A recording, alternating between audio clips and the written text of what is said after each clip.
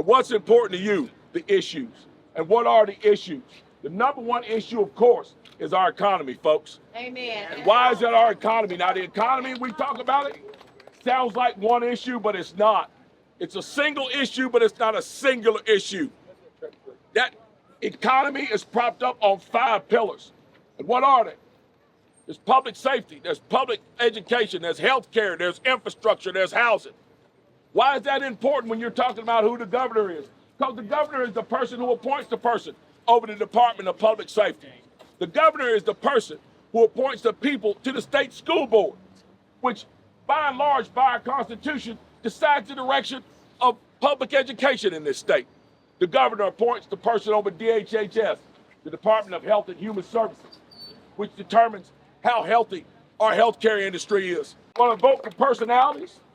You want to vote for people because you don't like what they said on Facebook? What matters is policies. What matters are things that are passed that make people's lives successful. What matters is people who care about people. No, I didn't ask them to stay. They chose to leave. The term is coming to an end. They chose to move on, and we moved on as well. That was news from last week. So. Okay. What have you been doing?